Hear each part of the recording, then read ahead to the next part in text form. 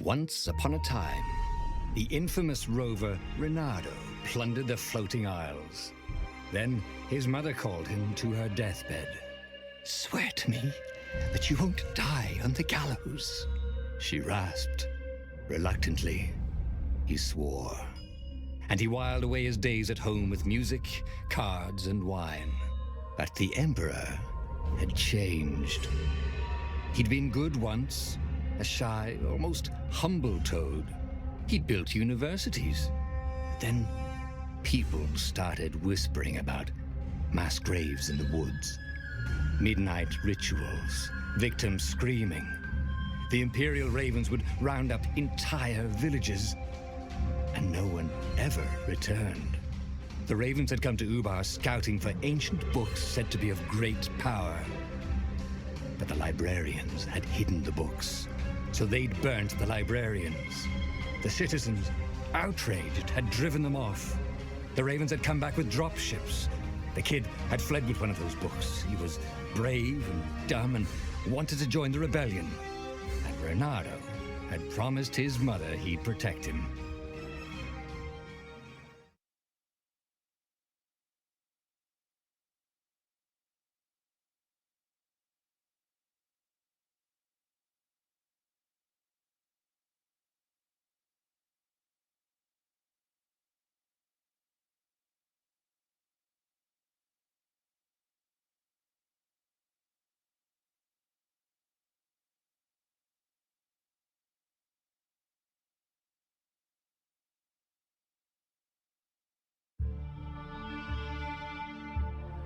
The kid was looking down, watching his city burn.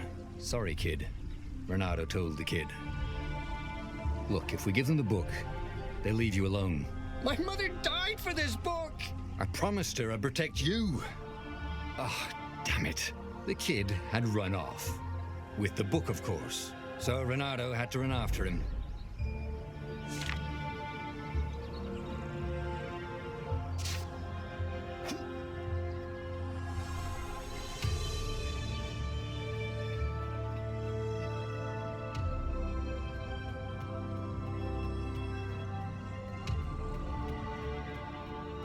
The two ravens were staring at the kid like he was their dinner, which probably was what was in their tiny brains. "Hey," Reynardo said. They cocked their heads at him. "Pick on someone as ugly as you." Wait, that didn't come out right. "For the Emperor!" The ravens cawed and rushed at him.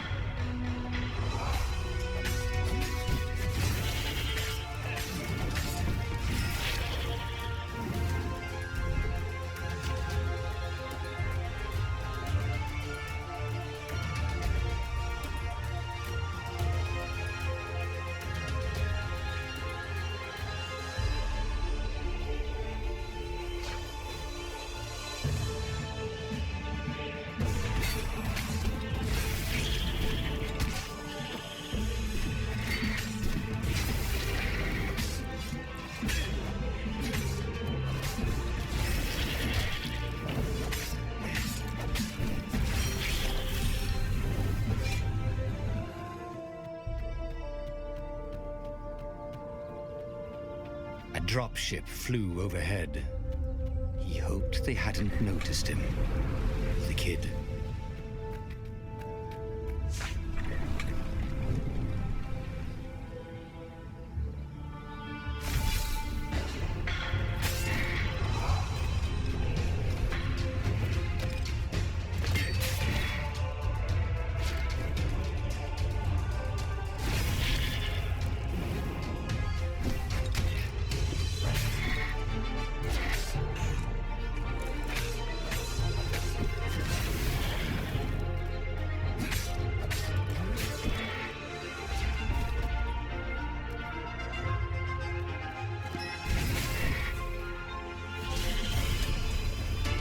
Oh, right.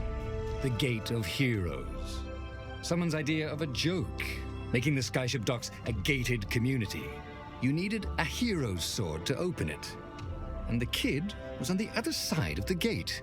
"Who let you through? Promise me you'll take the book to the rebels, or I'm gonna steal your ship." I'm not taking that damn book anywhere, and neither are you. Try and stop me, laughed the kid. I bet you don't even have a hero sword. And with that, the kid hopped away. Had to hand it to the kid. He was an idiot, but he had guts. Where was Reynardo going to get a hero sword?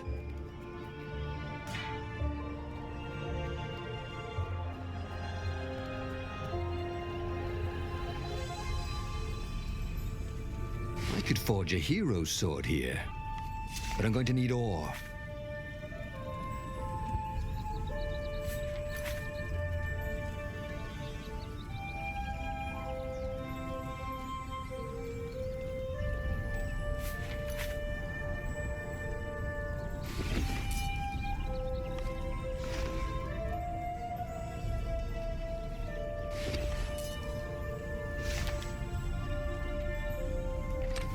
I hope nobody minds if I use this stuff.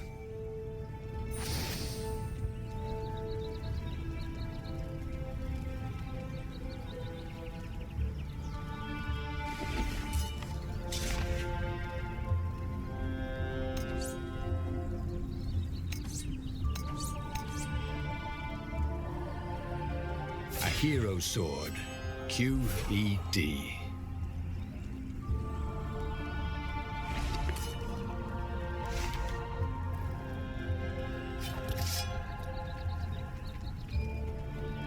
This is what he got for settling down and finding people to care about. The kid's mum had been a swell cook, and she'd laughed at Reynardo's jokes, even when he didn't know he'd made one. And then the ravens had come to burn her, and she'd made him promise to protect the kid. But she never told him where the book was, just the kid.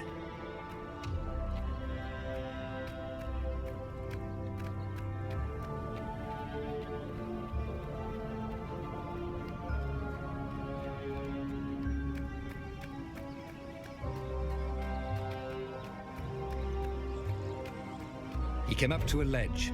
It was too far to jump. There'd been a bridge here before, hadn't there? And there was Peter, giggling at him. "How'd you get across?" he asked the kid. "Where'd you find a hook?" "I hopped," said the kid. Wise-ass kid. "Hey, look out behind you!" "Cute," said Reynardo. Ah, ravens.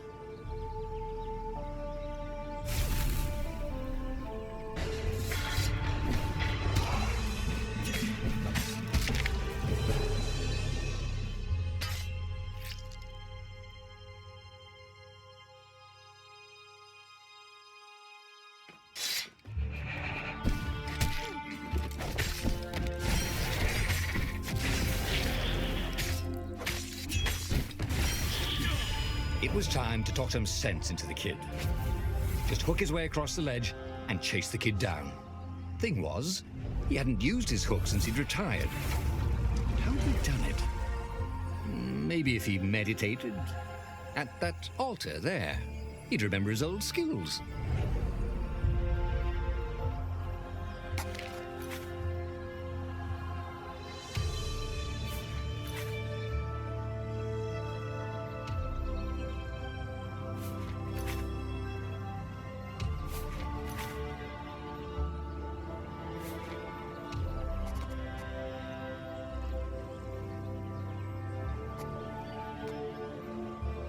It was starting to come back to him. Something you never completely forgot, like how to freeze time when attacking. The more he fought, the more he'd probably remember.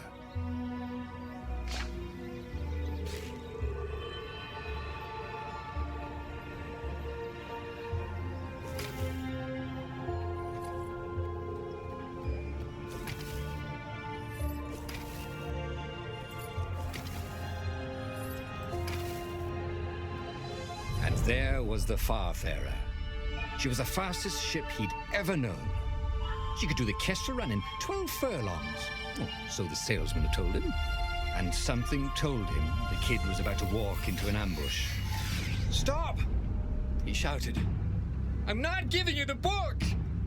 shouted the kid, and took off. "No! Peter!" But the kid ran for it, and a goggler nailed him with its eye beam.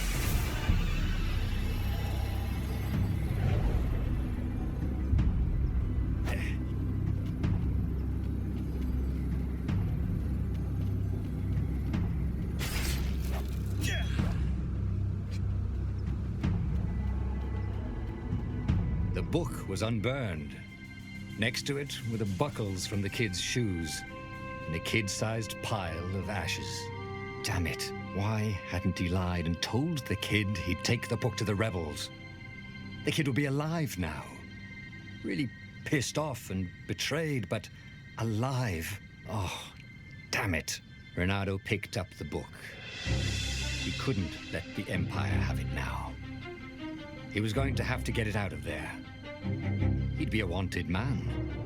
Probably have to join the rebellion just to have a place to dock. Well, he'd hated home life anyway.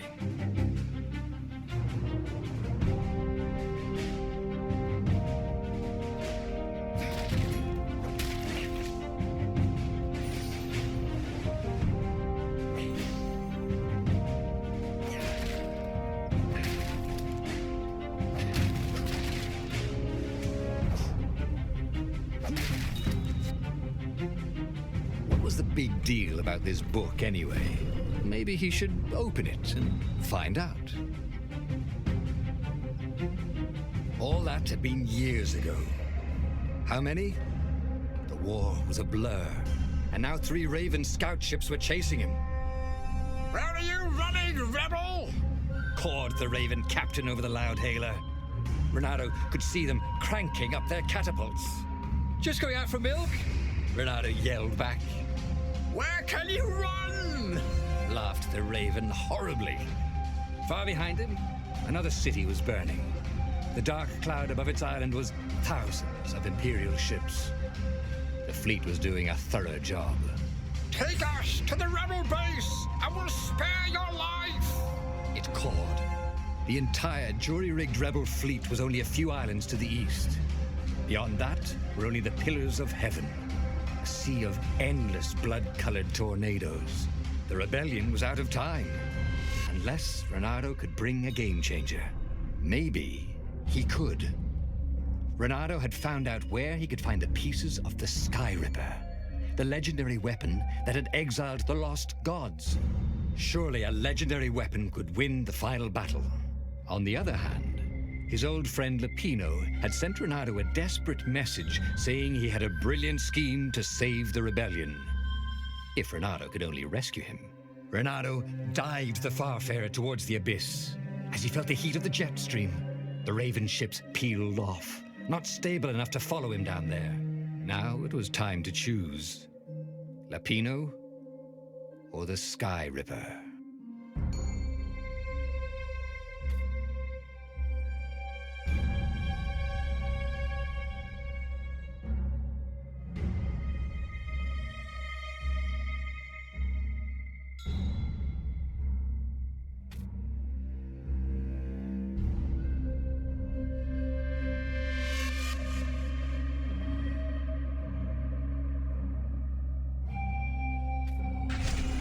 Every child knew about the Sky Ripper. The Transcendent Emperor had buried its pieces. What could have brought them to light? This Emperor, Isengrim III, had once been kind, but he'd gone mad. And now he was conducting secret, obscene rituals to bring back the lost gods. Had he, somehow, summoned the long-lost components of the legendary weapon out of the deep places of the earth? It was more than Renato could fathom. But if he could find a legendary weapon, he would use it.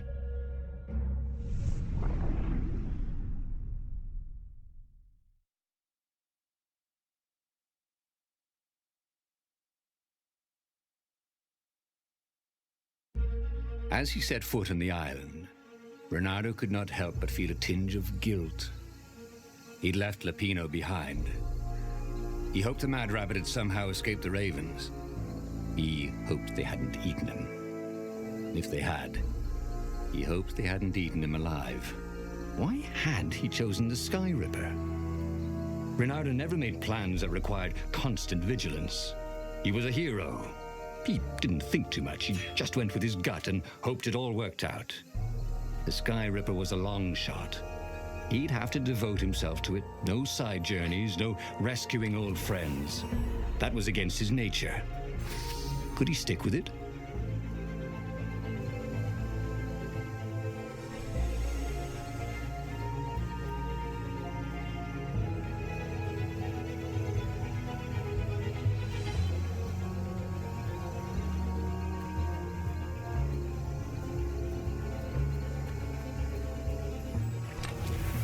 This chest had teaspoons stolen from every inn in Boreas.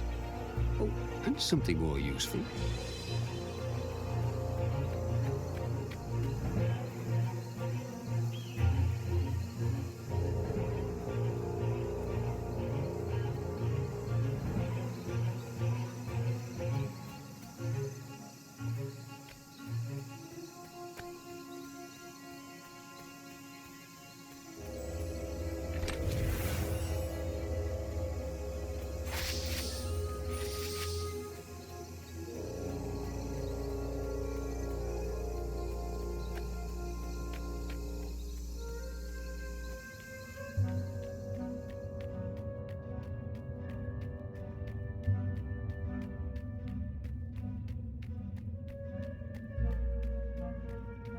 If I craft a sword now, it's going to be really short.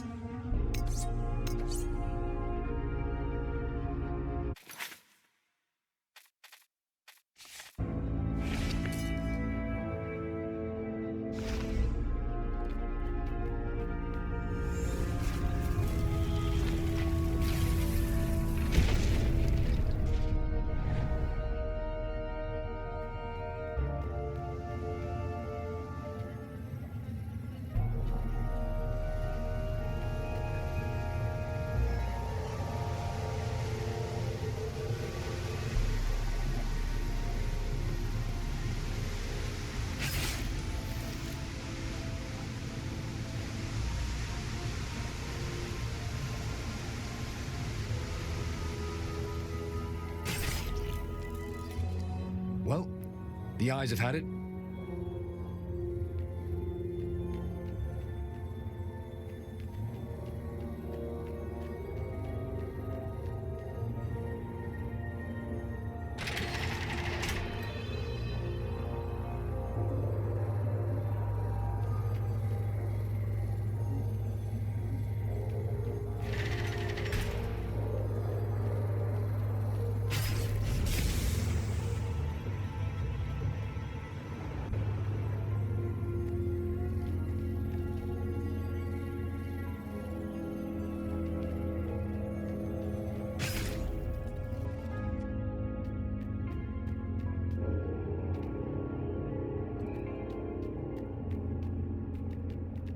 The people who had built this castle, did they even know what monstrous weapon lay hidden within their walls?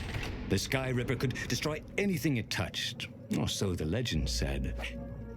As the Transcendent Emperor had fought the Lost Gods, thousands had died. But Reynardo had been through wars. The only merciful war was a short one. Reynardo's blood was up. He just needed to smash something.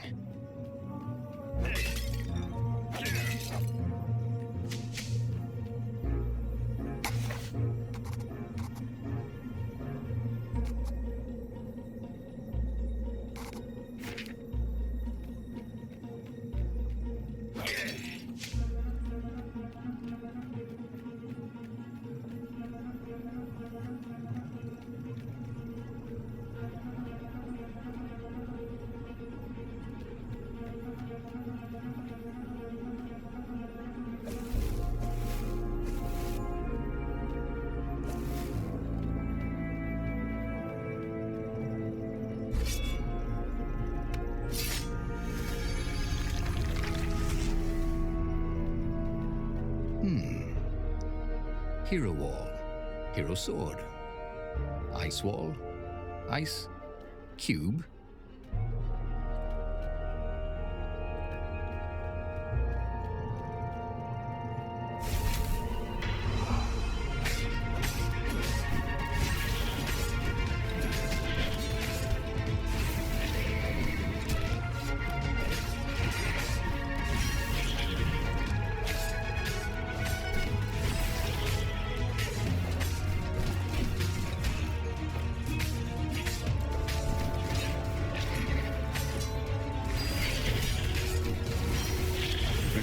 wondered how much his tailor was going to charge for all the holes in his clothes.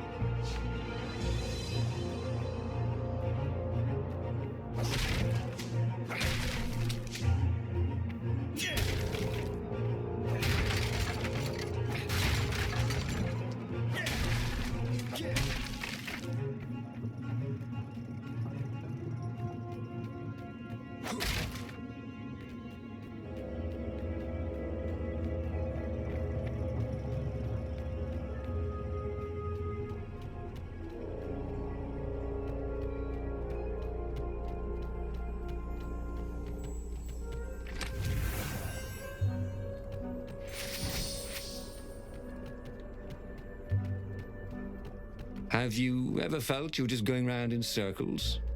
Bernardo felt like that.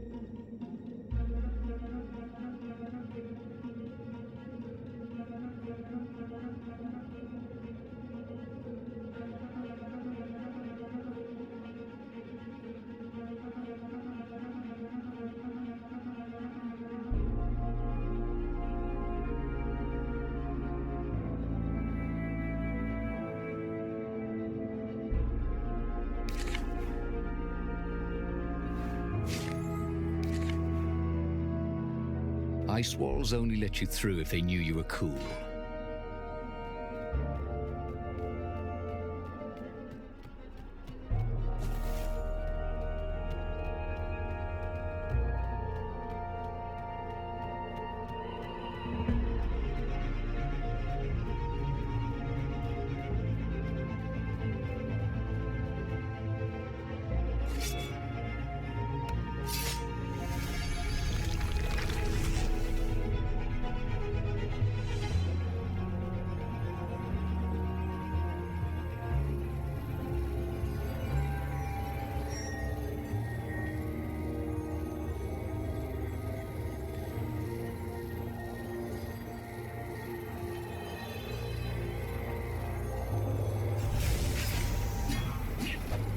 Hey, how do you tell if someone's far away or just really small?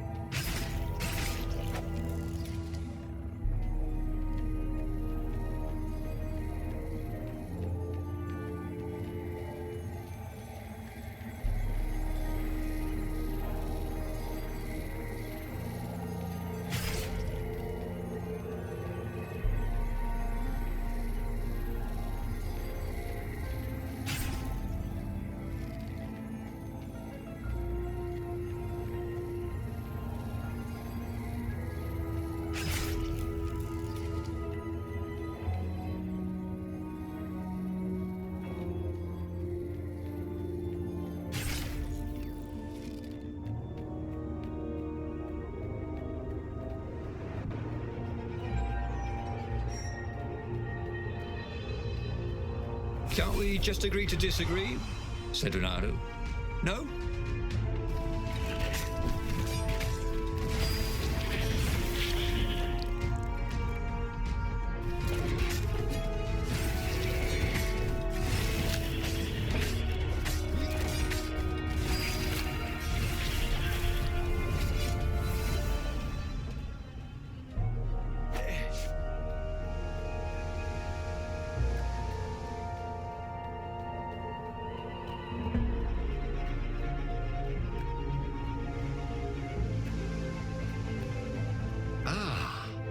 Puzzle. Renato loved puzzles, except when he couldn't figure them out. On the other hand, if there was a puzzle, it was probably meant to keep people away from something good.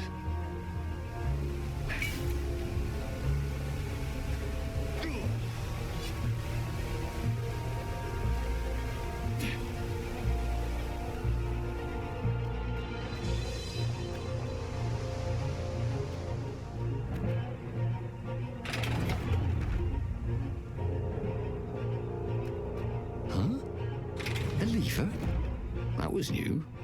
Most people still use doorknobs.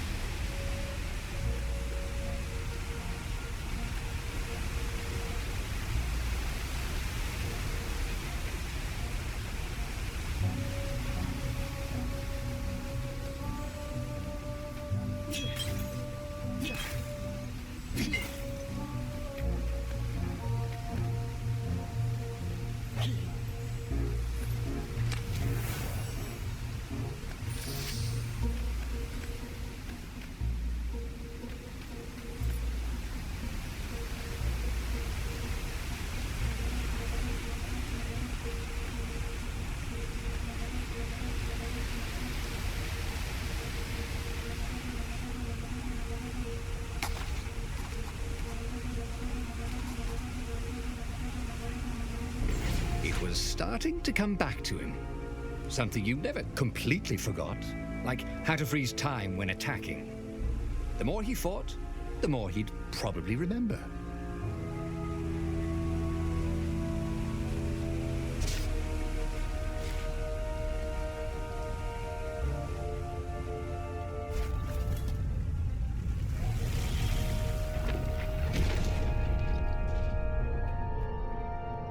There it was.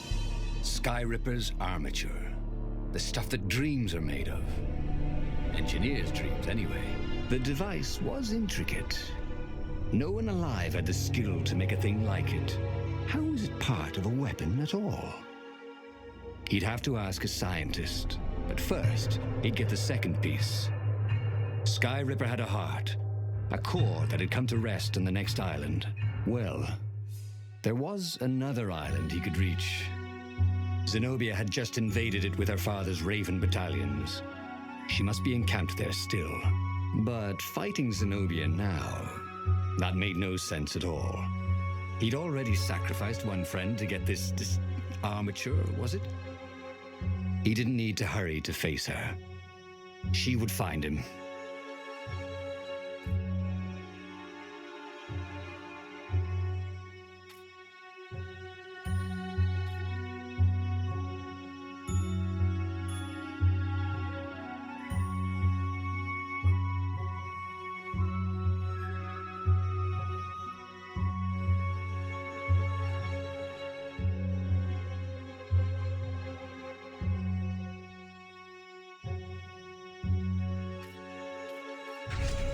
It was a no-brainer. He'd sacrificed his old friend Lapino to get the armature. And the armature was useless by itself, only a series of coils and wheels. War demanded sacrifices, and he would make more before the end. He would have to choose the greatest good no matter how much it cost him. Zenobia. Well, he would see her sooner or later, across a battlefield or a sword's point before all this was over. He was sure of that. The power was in the core. Obviously, he had to get the core.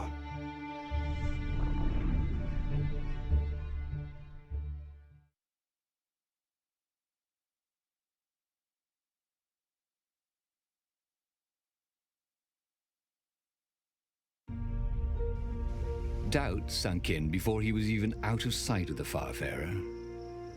Why had he chosen the Skyripper? It was the sort of path he'd always avoided. The path of responsibility, of seriousness. Had he grown up? He didn't feel grown up. He'd made this decision from his gut, like he always did. Somehow, he'd impulsively decided to stop being impulsive. Did that make any sense?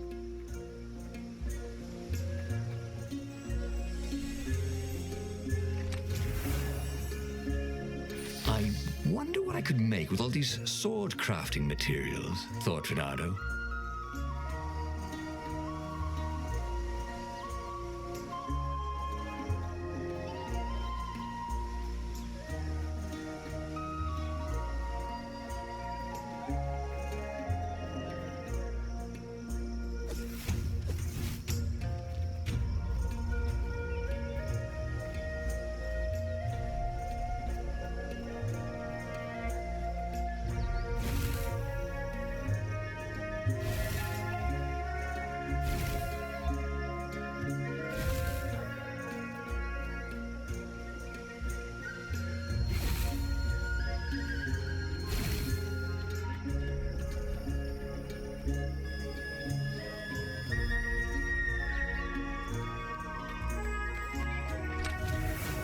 These are really nice chests.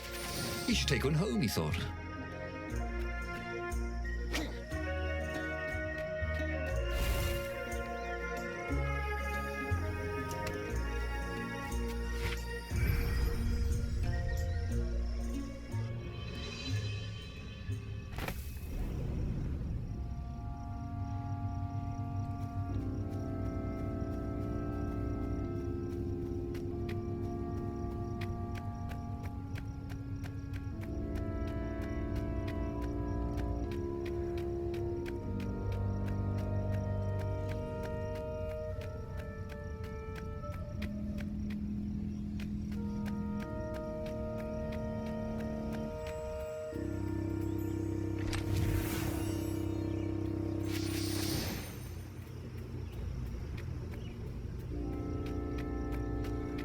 There was something sour in the air.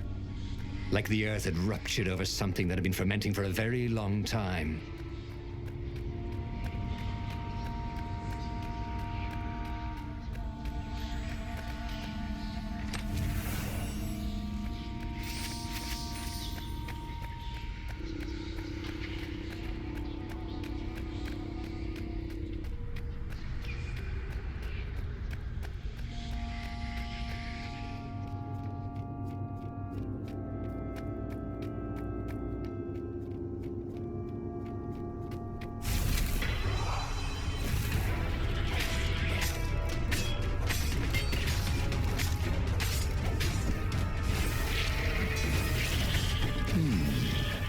Where did that go to?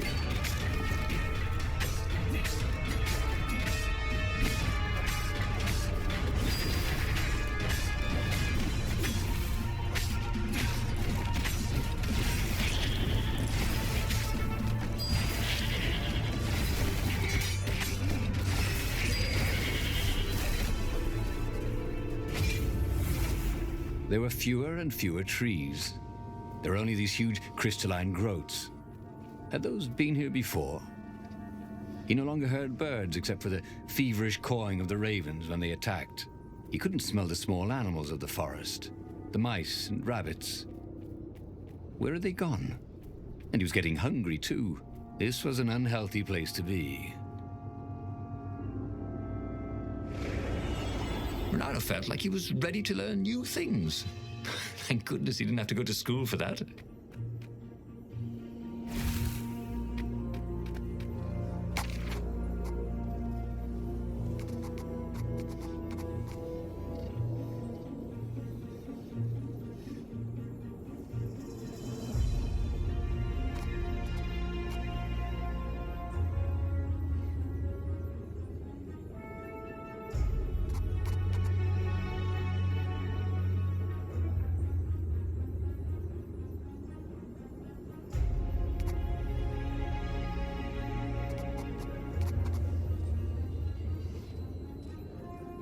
He'd missed his old skills. He welcomed them back like he was at a reunion.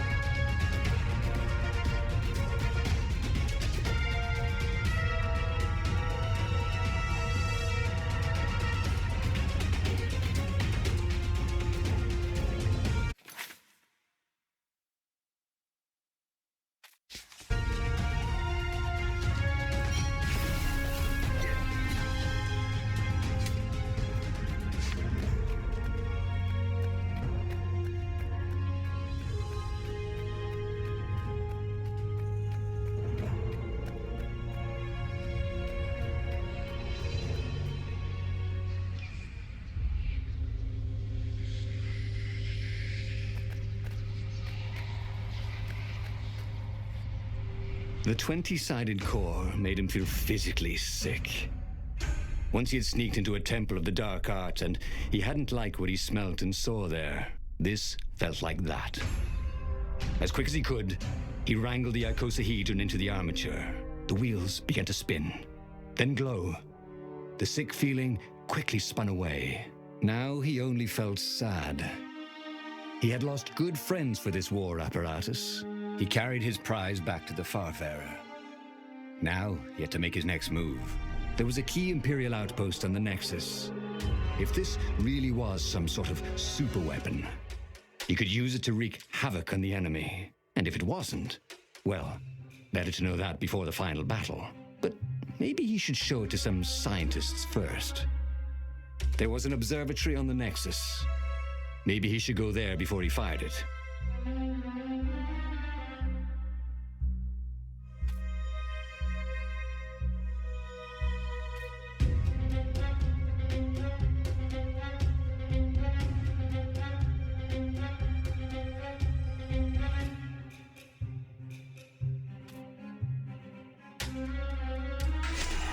Renato had never been much of a student. At Swordfu School, he'd never read the books, just looked at the pictures. And Zenobia. But weapons he understood. His gut told him that the Skyripper would work great. He would use it to take out the Imperial outpost. And what's the worst that could happen? The thing wouldn't work, and then he'd take it to the scientists. Right? Exactly.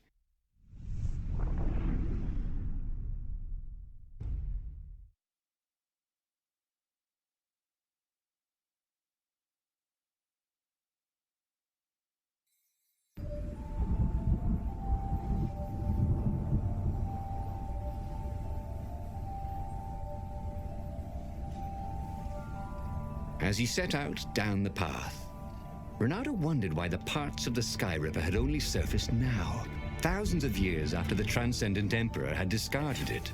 This Emperor, Isengrim III, had performed terrible, bloodthirsty rituals to invoke the lost gods. Perhaps that was bringing up lost artifacts. How perfect, then, that the Skyripper would reappear to be his destruction.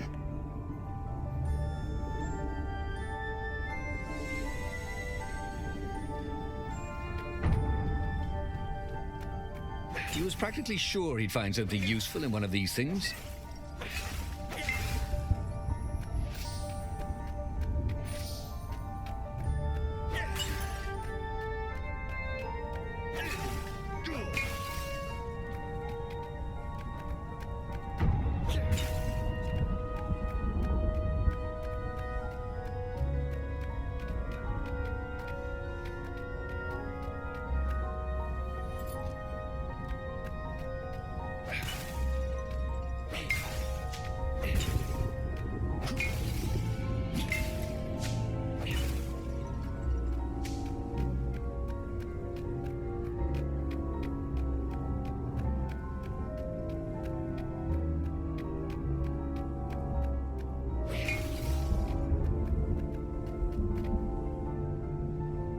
Who needed bridges anyway?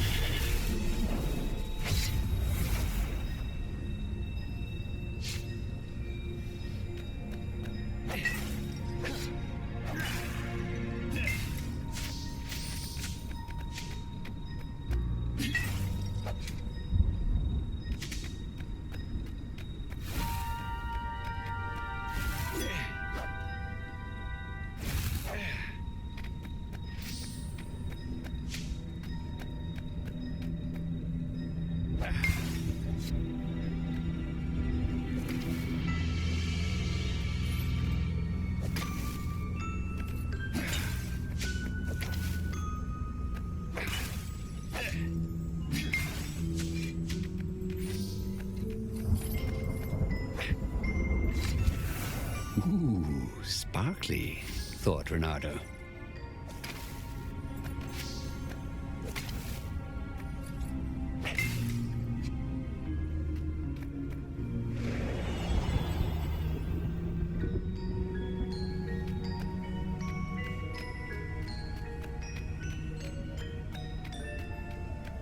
He was tired of slaughtering ravens. Maybe it was time to test out the new weapon. He turned a knob on the Sky Ripper. It made strange mechanical noises. The wheels spun faster. It began to hum.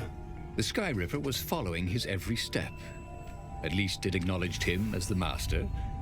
But there was no trigger. How was he supposed to fire it? Fire, he said. Nothing happened. Well, maybe it just needed to warm up. After all, it hadn't been fired in thousands of years.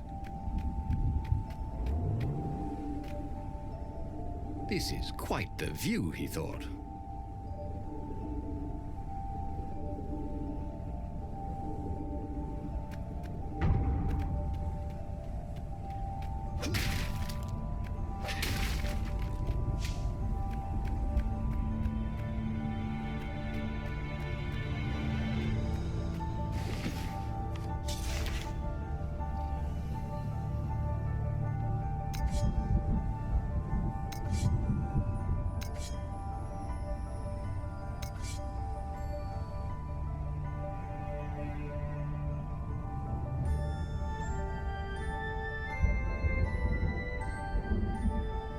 His trusty old sword was always a little better when he sharpened it.